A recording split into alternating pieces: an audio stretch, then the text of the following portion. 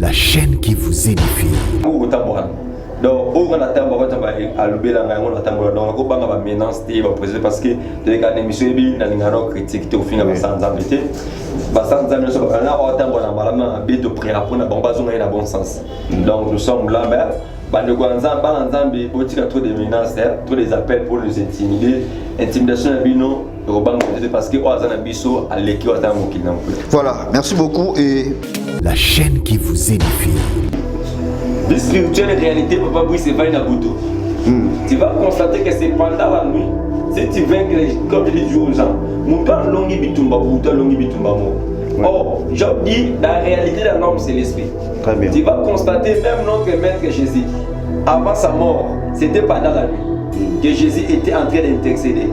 Mais lorsque Jésus était d'intercéder, c'était aussi pendant la nuit, il y a des gens qui sont morts. Avec Seigneur, au cours de la coupe, l'ange ne voulait pas fortifier Christ. Donc tout ça c'était pendant la journée. Jésus avait battu les diables.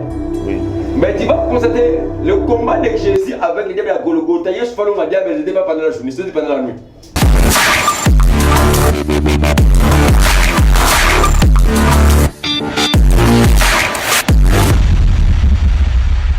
Voilà, bienvenue dans votre nouvelle émission Parlement Céleste. Mesdames et messieurs, vous nous suivez partout dans le monde à travers Internet. Je vous dis, mbote également, dans les chrétiens, de partout où vous êtes. Europe, Amérique, Asie, Océanie, pourquoi pas dans la République démocratique du Congo et Tika et Tekolo à Pambolabino, David Alobi, il renouvelle sa bonté chaque jour, chaque nuit. Et voilà pourquoi tous en a raison. Il y a pour glorifier, il y a pour commissaire car il est le divin maître, il est le divin médecin et sans qui coexistait et je dis un grand merci Nabino Nyoso pour la fidélité Nabino et Yamo Peto Sala Fox Nabiso, un grand merci Nabaranza Benyon sur place pour Zali, merci surtout pour l'encouragement Nabino, merci pour nos commentaires et pourquoi pas critique Nabino Nanzela appel et puis conseil des autres la Fox Nabiso Nakatia et HP Media.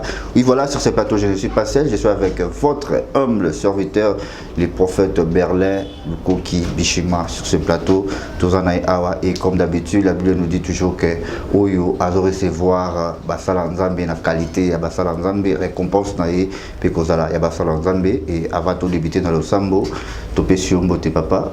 Bonjour. Voilà, Balanzambe bazola ndayo partout toujours dans le monde, na biko zanga ba mbote opesa ba mbote. Bonjour na tout le peuple de Dieu partout dans le monde. Bonjour bandeko bolinga rabiso. Bonjour na bino nyonso to ba Nzambe vraiment. Nous sommes des cœurs avec vous, merci beaucoup. Voilà, merci beaucoup, mon comité Sibiso. En toutes choses, photos tout dédié à moi et Seigneur Jésus-Christ, comme d'habitude, abandonné le cola alpha, et voilà pourquoi, tout Seigneur, au Kambabiso n'a pris, papa. Seigneur, Dieu de toutes grâces, au Pesio, merci, Ngolo Sadibiso, au Pesibiso Tongwario. Seigneur, nous sommes sélectionnés parmi les vivants. Nzambe, au Pesibiso Pema, Makasi Nanzoto. Il y a la reconnaissance que le Banayo Matondo Nzambe à Israël. C'est d'être recommandé moment où l'émission dans la salle de beaucoup. La Bible c'est poussé par ton esprit que les hommes ont parlé. C'est de laisse que le très cher Saint-Esprit dirige Bisso. Dans cette émission Parlement Céleste de l'Union de la maître. Ils ont régné dans cette émission, ont dominé du début jusqu'à la fin. C'est de gloire que chaque Saint-Esprit qui souffle de la sagesse et de l'intelligence et de la compréhension. Boli mosa to mauvais souffler kato bisika. Na ba de ko ba kolanda biso na kombo na Yesu beto bonde libongo. Amen. Amen. Merci beaucoup et surtout je dis aussi un grand merci na Bananzambe Nyonso. Merci toujours pour notre écriture comment m'appelle et pourquoi pas on appelle ça merci na l'homme de Dieu je vois depuis la Belgique les prophètes Jusé Manianga. Merci beaucoup papa le père des orphelins et pourquoi pas on appelle ça papa Arongongo hein? Toujours Bambote Belé et sans oublier na Bossanité prophète Igue Moussakoli depuis Italie. Merci beaucoup pour notre soutien et Bananzambe Bazosa toujours Msala ya kitoko pour na koyeba bao bazana bokono bao bazaba difficulté otiki bande connecté à diaspora na Italie na ebike toujours bazoza ba numéro pour na kobenga kayo et tazongelio papa Bishima boni Msala Nzambe ezo marcher comment Ngolo Nzambe ezo tambola très bien Ngolo Nzambe tout va bien. Mais en fait on dirait posa moins combattu Mikolo. On dirait Basala Nzambe Moussous. Vraiment, on a eu surtout des menaces même dans le téléphone. Pas le numéro masqué, m'appelle, bon, tout ça n'y a pas Nzambe. Tu sais, j'ai dit, quelqu'un m'a appelé, avant de intimider, mais là, j'ai dit, moi Dieu m'a appelé. Maman Zamba Loba na salaka. Ne crois pas que Berger yo salaka. Tu m'as commencé à cause au pesa non non. Ne na tambo la raboye. Faut que ça me sente Zamba ali l'insi dit l'Éternel. C'est que tu as écouté je l'Éternel t'a appelé. Yango tambo.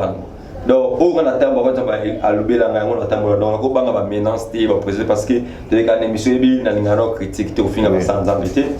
Ba Zamba so ba na o tambo na malama be to prier pour na bon bazo na bon sens. Donc nous sommes là ben trop de menaces, trop des appels pour nous intimider. Intimidation parce que voilà,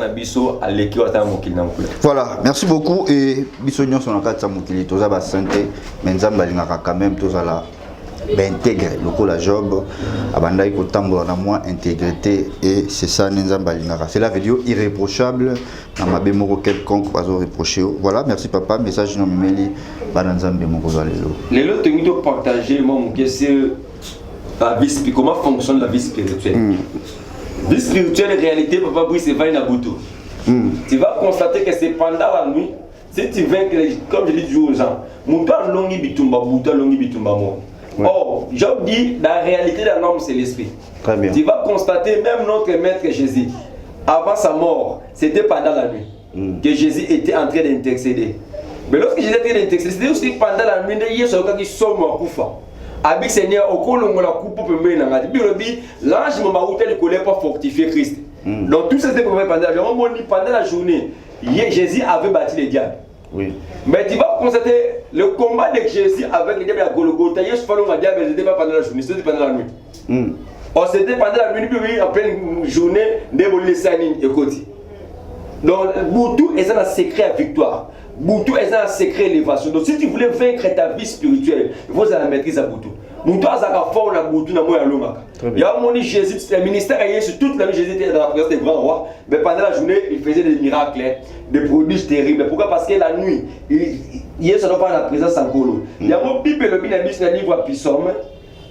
J'aime tous les critiques. Psaume 19. Psaume chapitre 19, verset 3. Bible dit, le jour instruit autre jour, et la nuit donne connaissance à une autre nuit. Très bien. Bible dit, mukolo histoire mkomusu butu ne pesa kasko connaissance. Ko c'est la ni ko pesa mutu boyebi. Donc la butu ne butu ko ya butu a mardi et ko pesa connaissance na ya moni même changement je ne sais pas la butu. Oui. Minuit net au kota mardi poto kota mercredi ça le changement c'est pendant la nuit. Donc la butu ne sko mardi a ko pesa mercredi instruction. Quelles sont les instructions mardi va donner à mercredi? Mardi à remettre la mercredi via Brice Mobimba.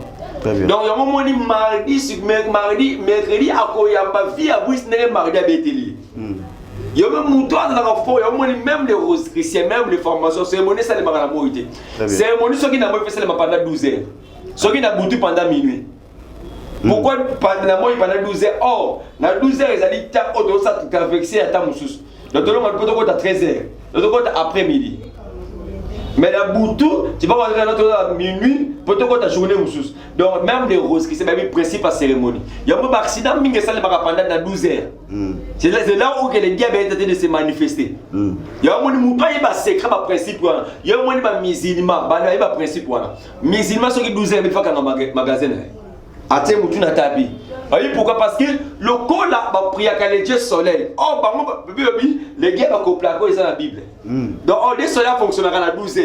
Or, notre maître n'est pas le soleil, mais il est le maître de tous les temps et des circonstances. Donc, Jésus connaît les temps. Donc, celui qui maîtrise les temps plus que Jésus personne sur cette terre. Très bien. Il y a un moment, donc chaque 12 heures. Un jour, j'ai suivi un grand homme de Dieu. Avec un voyage, par exemple, de l'Europe, lorsque 12 heures est métier du colo. Alors, musulman en plein vol, à Katani Tapinaye, à Bouki Mabolonga Bandi compris. Mais est-ce que nous les chrétiens doivent rester à principe? J'ai une petite conseil.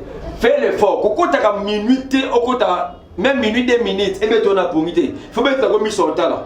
Attends un rendez-vous avec Moussa là. Pourquoi? Parce que là, tu vas les préparer. Donc, il y a un biologie. la nuit donne connaissance. Donc, ils ont fait ça, il y a pas Berlin. Voilà un problème à Berlin, ça n'a Berlin a un problème à Boye. Parce que mercredi, à quoi il y a Berlin, il y a PCD. Très bien. Il y a un moment où autant moi, la fille, c'était pourquoi parce que oui, tu connais pas les secrets. C'est lui qui maîtrise les secrets. Au moment où lorsque l'ange a parlé de la vie de Gédéon, l'ange n'a pas demandé Gédéon qu'il faut tomber là. C'était pendant la nuit. Aussi, il y en a pas prophète abattre pendant la nuit. On a moyen de qui a fait, c'est là. Après, tu as vie à Moutou qui a renversé cet hôtel de Bâle, c'était pendant la nuit. La juge sait seulement, Gédéon, pour qu'il y ait du verset, c'était pendant la nuit aussi. L'Éternel, alors qu'ici, il y a verset à Gédéon d'auto. Peut-être que c'est un gâteau, mais elle peut être un gâteau. C'est l'épée de Gédéon. Comprenez l'histoire. Gédéon a abandonné le combat pour combattre les gens. Mais oh, c'était pendant la nuit déjà, les dames et la victoire. Mais même si David va aller avec pouvoir qui va t'accompagner. Or, lorsque Gédéon s'est dit marche, Gédéon va comment? Ayo qui va se mettre sur l'auto. D'autres le tamara na boutou. Abina boutou. Pendant la nuit, j'ai vu une songe. Les gars, l'autre d'auto. À partir de l'interprétation, on a livré ça. Donc, Dabé a livré, c'était pendant la nuit déjà. Joseph, pour aller dominer ses frères, c'était pendant la nuit. Ah, bah, moi, on a l'étoile de la moto, moi, on a l'étoile de la boutou. Il y a un moment même, naissance de Yesu, naissance de la boutou. Naissance n'a pas eu ça monte pas mal la monnaie étoile les botam tellement la moitié était la bonne la boutou. Des va adorer le roi Botami. Donc même ton étoile les accents de ça on est boutou et vend ici c'est grave à camion surtout. Bible la nuit donne connaissance donc connaissance boutou on a ici mon dans ngai. Chaque nuit avant minuit lève-toi. Bah t'es mêlé base victime pourquoi parce que moi je connais même un jour je fais service à délivrance il y a une espèce de sababine à côté qui pendant la nuit. Donc il y a 0 etc à où tu fait mais là on a des collègues na coûté na côté là au côté de celle là à comment pour vivre esprit à mari de nuit humain tu sais mari de nuit humain fonctionne comment n'est pas mi bali bateau c'est Jacques là Cabo donc où est-ce que c'est pour la terre nous sommes en train d'expliquer un peu on a dit boutou on l'autre couche moi si on a mis la tombe la moi les bébés ouais esprit de mari de nuit humain c'est fonctionne quoi pendant la nuit. Femme de nuit. Femme de nuit ou mari de nuit humain. Il n'y a pas là-bas au monde, au land de l'amour qui n'a pas donc au sentir aux ennuis au bébé. Oui. Donc ce sont les maris de nuit humains. Il faut que ça pendant la nuit. Pendant la nuit, il fonctionne. Ce mari de nuit, où il travaille avec les esprits des morts et travaille pendant la journée. Oui. Mais il travaille avec la 12 heures. Donc, le diable connaît le principe de tous ces airs. Il y a nous les chrétiens pour rester là. Beaucoup de gens échouent. L'air c'est la vie. Des moments où je commence à me dire, avec le côté qui est minuit, après la délivrance, j'ai dit, où tu fais, je me dis, oui, papa. Et le ballon, on a fait, boutou, on a la zone d'Anda, on a le boutou. Tu vois? Donc les esprits, il y a pendant la nuit. Il y a pendant la nuit, ce que c'est téléma. Minuit. Banda quoi annoncer, avant comme en journée, Moussous, banda quoi annoncer. Que mardi, il y a besoin de bangaï. Mardi, il y a besoin de maladie côté. Donc, tout, la Bible dit, la vie est au pouvoir de la larme. Ce que tu confesses, c'est ce qui arrivera. L'Éternel ramena les prophètes les ossements desséchés. Il était pour donner la vie aux ossements desséchés. Le prophète Ézéchiel, il avait commencé à parler. Or, Maloba, où est le pouvoir? Dans Boutou, là, il va te Maloba Kara. Babi Moutente la Robongati. Moutente la Robongati. Il y a un sur la salaté dans ma banando. Alors, il y a un peu pour à minuit. Va travailler de minuit à 3 heures. Minuit à 3 heures. Pourquoi pas 4 heures? À 4 heures, alors, on va annoncer déjà matin.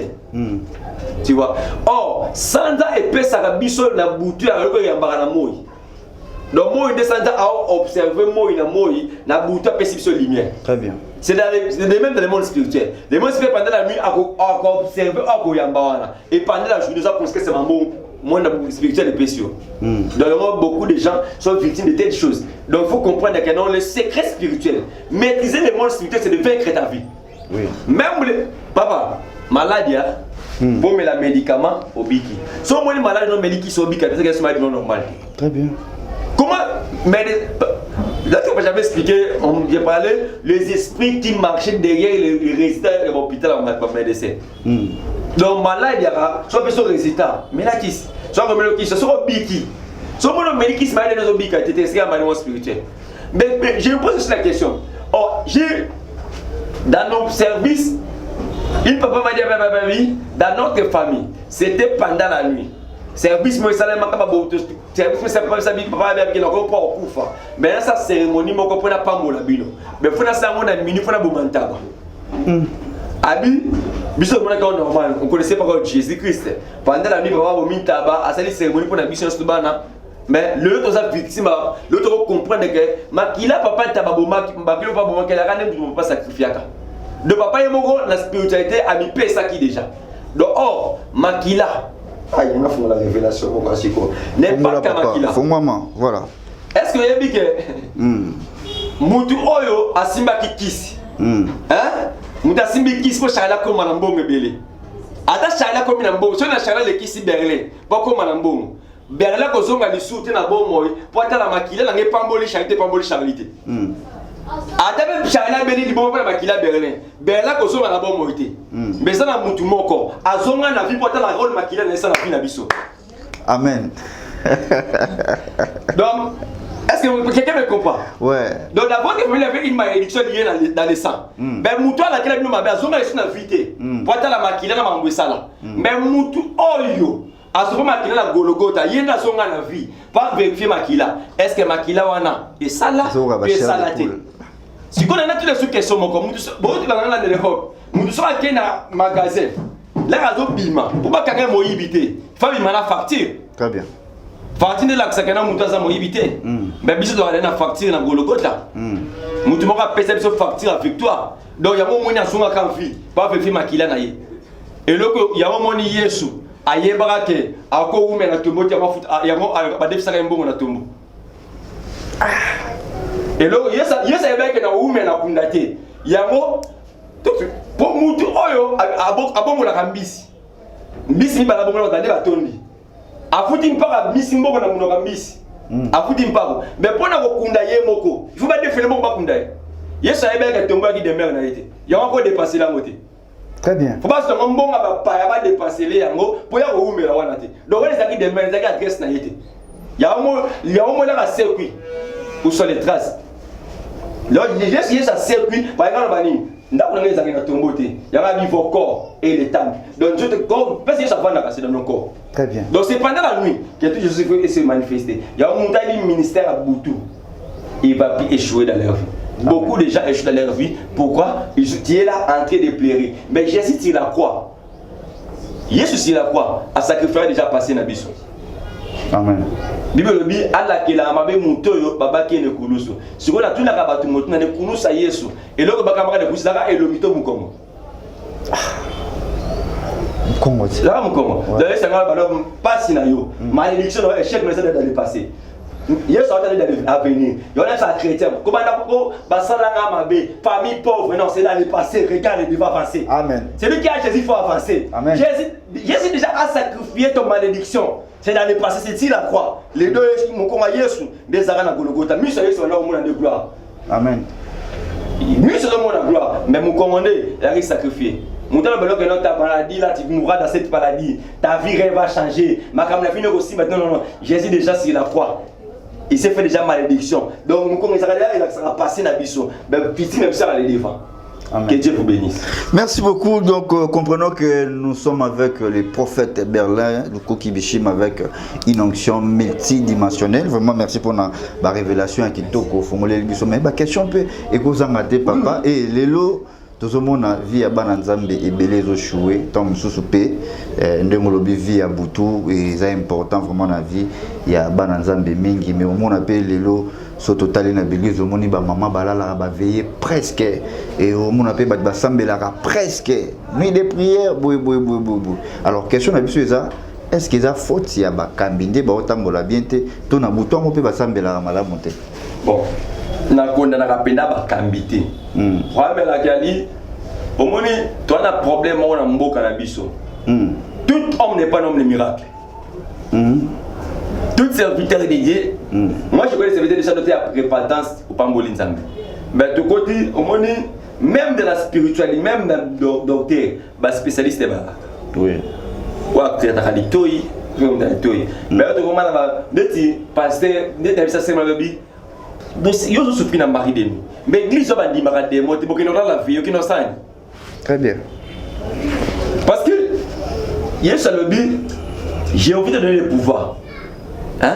De marcher sur les scorpions et les serpents. Donc il y a ce pouvoir. Mais pouvoir, on a constaté que non, dans Israël, il y avait plusieurs prophètes à cette époque-là. Mais on a un prophète.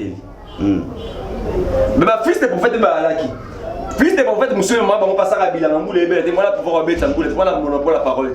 Très bien. Le Yabba a monopole la parole. Il y a des hommes de Dieu, sur Koutaïnaïe, il y a qui cité. Il y a un bisagio de Namabin. Donc, quand on est tapé, on a beaucoup de comment la crise est authentique. Comment ça? Les hommes authentiques, on va pas en termes d'authenticité, mais on va en remontage. Mais souffler. Pour rater, au générateur, vina au masanga, vina au loyenge, serviteur de Dieu. Mais au but, c'est un bel dé. Oh, dimension spirituelle, on m'a dit, nous sommes dans l'église, mais pasteur, est-ce que pasteur dans la prière? Nous sommes dans l'église, oui. Mais est-ce qu'on sait que l'église, est-ce qu'on est capable? Il y a guérison, vina yo. C'est ça le problème. Veillez, veillez. Moutabik sera Jésus. Mais Jésus travaille avec les gens qui sont disposés. Très bien. L'onction, donc c'est un temps où la disponible. Je viens à l'église, oui. J'ai raconté les hommes de Dieu, oui. Est-ce que tu as raconté l'homme de ta destinée? Fais pas ça, tu es un fils de prophète, il fallait prophète Élie qui n'est pas la solution. Donc, vie à sa repta, il fallait pas prophète Élie. Beaucoup de gens, on laisse rabattre avant de conclure un de Dieu, prie. Oui, on va témoigner. Peut-être ma personne confirmation. J'ai une sœur m'a appelé. Elle m'a dit, prophète, j'ai pris beaucoup de temps. J'ai prié. Mais dans Babinanga, son serviteur, et Dieu m'a convaincu na bengayo. Oui, c'est un problème, ma casse de la médiaté. Mais là, donc, le jour elle m'a appelé. Elle m'a dit, prophète, Dieu m'a dit ça. Pour moi, je crois que ton Dieu va me guérir. Nabi, je déclare maintenant, sois guéri, comme Dieu vient de te parler. Et après 2 états, elle m'a appelé pour me dire, oh, prophète, qui c'est moi je ne peux même pas aller Christ. Pour vous n'avez qui c'est, mais qui c'est moi de me disparaître. Tu sais pourquoi quelqu'un a la facilité? Par rapport à désir ou à qui n'a una révélation. Il y a Moussa Nzambo à qui n'a. Quelle est la révélation que vous avez pas Moussa Nzambo? C'est une révélation que non, son onction est capable de transformer ma vie. C'est transformer. Koya et pas Moussa Nzambo qui a connaissance. Et là, on va te faire moi. Ngana yebi. Ngana soko yebi. Magamanza ko ba sa Nzambo ti.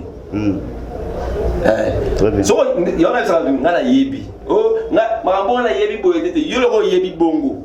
Ko ba sa Nzambo ti. Voilà, merci papa. Mais est-ce que tu as balelo que beaucoup na biso ezana crise à sala Nzambo solo? Oui. Ah bon? Oui. Toi la crise à sala Nzambo solo na beaucoup ambitieux, trop les avancer sur le milieu internet. Trop les avancer. Ba ina envie, intérêt morombo. Ala souci amté. Garçon c'est pas. Attendez dans une moto na longinda pour faire l'émission ah. Et le mot lié c'est comme là oui. Donc comme la difficulté mon amboko, tous les hommes les gaz à la moto. C'est ça. Alingaz na via Lix. On zamba pambola rabatu ndenge mokote.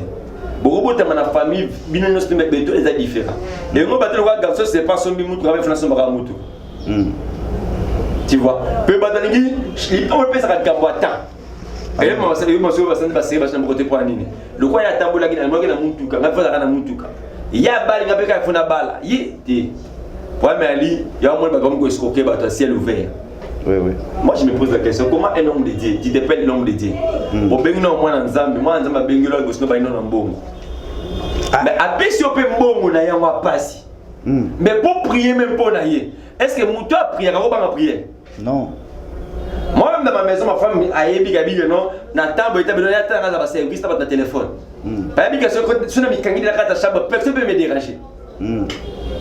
T'as vu que non, il fait ses services. Donc elle aussi, elle est en train d'intercéder pour pas avoir un résultat. Ah oui.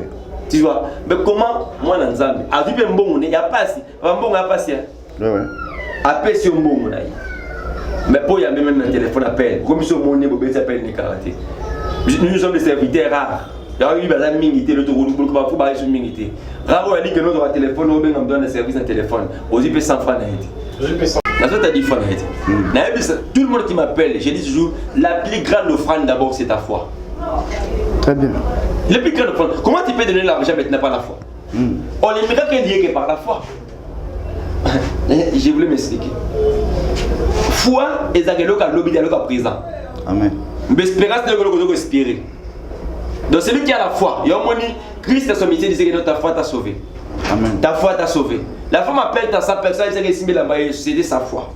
Donc mon toi avec la foi avec Jésus, à miracle facilement. Amen. Mais il y a un moment mon toi tombe là mbongo. Mbongo est big s'arrêter. Amen. Mais foi ne même Dieu même peut te donner l'orientation de faire quelque chose à l'église de Dieu, de sauter l'homme de Dieu. Dieu même peut te donner cette orientation là. Mais il faut avoir la foi aussi. Si tu n'as pas la foi, Amen. tu vas échouer. Il y a beaucoup de gens vont échouer. L'autre on va venir ici par ici l'école des miracles. On va expliquer comment l'homme de Dieu peut activer l'onction miracle là où les miracles se retrouvent. Pour l'autre a une difficulté, moi je lis. Ebele, là-bas on entend ebele. Bali ko la maman nzambe. Maman nzambe faut yo kula. Nous ça entend il faut dans la Bible chaque il faut prier à chaque. Mais Daddy, on dirait que ce dernier temps peuple de Dieu comme il flattait trop dans les miracles et surtout total les lots dans la plupart il y a des églises où ba nzambe ba to ba kenda rotonda les églises ba bisara ba ngolo na libumu ba nyoko na ba makolo ba miselekete donc eza ba biloko ba nzambe ba komi envier moi mingi bon miracle eza mabete. Mais moi de ma part dans mon miracle c'est pour les païens de baloka miracle parce que yo dans Jésus-Christ miracle li bosso ya vino ya mona alors lilo peuple de Dieu zo mema na fulu wana na l'église yo azobimisa mutu ngolo na libumu est-ce qu'ils arano normal ba biloko wana na kida ba débat parce que l'homme non moi j'ai posé juste une question. Bon, on a pu nous répondre à une question parce que il faut répondre parce que ba talo bazana posa pe bazala ouais mais bazana en clair ne lo kota ki spirituellement et bimi mutu là où dans nzambe individuel hein munda saka makambo wana ndia kuti nzambe mo mzamba lobana ya alufuta kwa ministère mo muteko kana kati donc moi je respecte que toi là ma buka ma miracle parce que je suis l'homme des miracles aussi donc yo mo sala elo mo écouter na spirituellement mo bendi bo ebimi ligoro no benda ndenge nini ngana mutu ba ndenge to mona ponga bite ndenge to mona parce que oya yo ngana yebi naza courant na ngonga ba benga nga ko sambeli mama mongo na poto abiki na coronavirus et maman na sali témoignage to l'exemple na et HP Media mais na yebi yo na mambu ya bangolote poto yebi ki ça ba pasteur ba benda ba bangolo na ba nyoka so yo boko répondre c'est que yo pour ça la ba java miracle wana on a yebi que Dédé Miongo derrière la caméra on te dit ngate. Bon, moi j'ai plus pour les mêmes, elles sont guéries, c'est tout. Parce que pour le micro, tu es journaliste, va chercher l'homme de Dieu. C'est un papa, il va lui demander. Papa. Oui, bien. Ah, mais yo, mais quoi, papa, n'a ça va tout le monde la polémique dans les médias, ça l'entend. Ah oui, hein. Tout le monde, au moins, c'est pas dans mon content de prier. Quand tu as prié le Seigneur, est-ce que c'est toi qui travailles avec cet homme de Dieu? Tu dis ça, oui, oui. Et un homme de Dieu, un musicien. Les gens samba. Oui, pour les gens qui sont la gloire à qui parle dessous.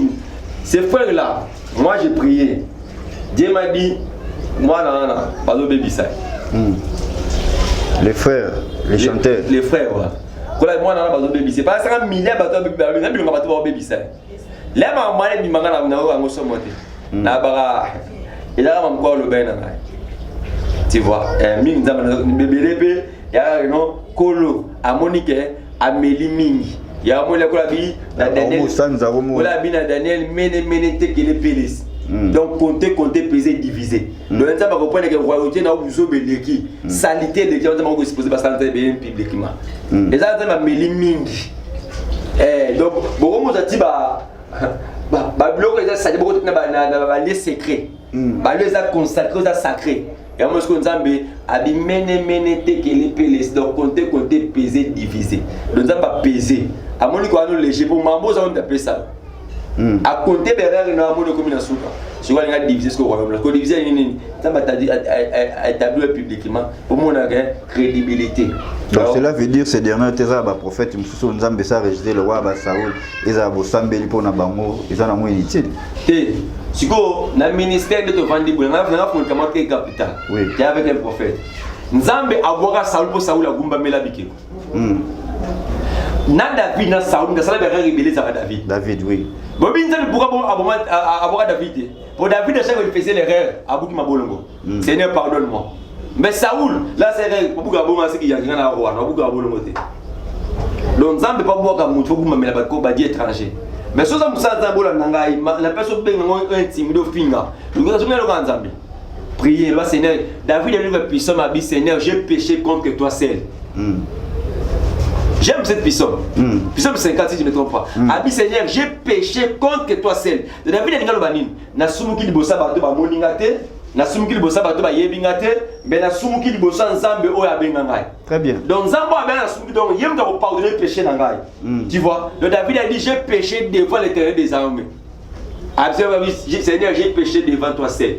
Donc, il y a des soum, là, ça va être 50 ans de pardon, ça va être ça. Mais tu as 2% de soum. Tu as 2% de soum. Tu as 2%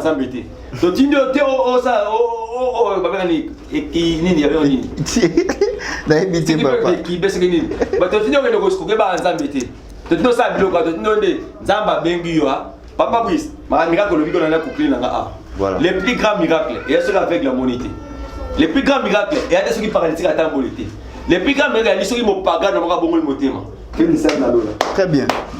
Hier, sur ton micro, a dit avec la voix. À ton petit 50 avec le talent dans mon zamba israélité. Voilà, bah moi, ça l'équipage pour la pèse pour la moussa, ça y est, bah pour que tu aies un zambé. Très bien. Moi, on a un peu. Accessoire. Accessoire. Babylon a mis qui? Attends, après, il y a un moment la minimisation surtout. Parce que j'essaie de dire qui m'a appelé. Ah oui. Attends, après, avec le Mokamoni. Dans la témoignage, dans la publicité, dans le côté, pourquoi? Parce qu'il a dit qu'il y a un accessoire. Mais ceux qui ne pas gagné à Bongoli Motema, l'eau la fête est allée. Amen. Notre baxi, tout le monde a un abisso. Amen. Comment on fait Nabisso? Donc, peuple de Dieu, pasteur, serviteur, retourne à celui qui t'a appelé. Amen. Les gens retour à la parole. Ce soit les dates. Ce soit les gens qui retour à la parole. Donc, concret quoi, les gens retour à parler de miracle. Retour à parler il faut ce soit là. Là, ce soit la pierre qui va comprendre que non, ah, il faut que la malo. Gloire à Dieu. Donc, ça, on a besoin d'habiter ce soit les labines. Ce soit les lits. Zomana au col bakino, ainsi dit l'éternel, retour à la parole. Que Dieu vous bénisse. Merci beaucoup, nous sommes arrivés à la fin de cette émission et je continue à vous dire toujours un grand merci. Nabino Batoubozo à la scotché branché sur cette chaîne et HP Media et eux une nouvelle émission Nabino Parlement Céleste pour nous adorer Seigneur Lola, pour adorer le Seigneur Jésus. Faire parler le ciel. Voilà. Parlement Céleste, va faire parler le ciel. Voilà. Donc on a meilleur pas mon je dis un grand merci à prophète Igemo Sakoli et Nabi Kolingara aux ara content mingi ceux qui au monde les prophètes Berlin, Bishima Azo Landabiso peut-être après émission Benga. Donc voilà, merci beaucoup Naba Anza Menyo Soboza Gilbaku, Yakolanda Biso et Makamba Boeni Tozana Moposa Boebi. Apporte pour la lobby dans votre foi, oui, mais il faut ajouter la connaissance. Donc Boebi Ndego Sala Biso Tofulu Kisama, to monter, to Ibako Sambela et Dadia Talisi Biso que pendant la nuit des Ara Fox, il y a journée et Muto Aluka Nzambe Nabutu, Namoi, Ataboluki Ndenini, et ça vraiment impossible. Je dis un grand merci à notre papa Osé Amani et Nzambe Apambola yo, merci toujours pour notre soutien na yo papa. Donc papa Nabiso ya et HP Media, merci beaucoup papa na soutien et pour papa n'appelle ça maman Tony Hortense, n'appelle si maman Tony Hortense ba moté belé place Osaline, n'appelle si ba Nzambe nyonso bozola Nabiso maman Charlotte Nzoiba ba servante pe ba serviteur de Dieu nyonso. Et derrière la caméra je dis un grand merci na Dede Miongo et de Dikawele na image kitoko et pourquoi pas Charlie Kanga na montage kuna. Vraiment merci beaucoup l'équipe technique Mobimba bonne guérison na Nathan Mwamba et notre frère a été qu'on allait attaquer Nathan Mwamba a été qu'on allait attaquer vraiment na ba bandi ba attaquer.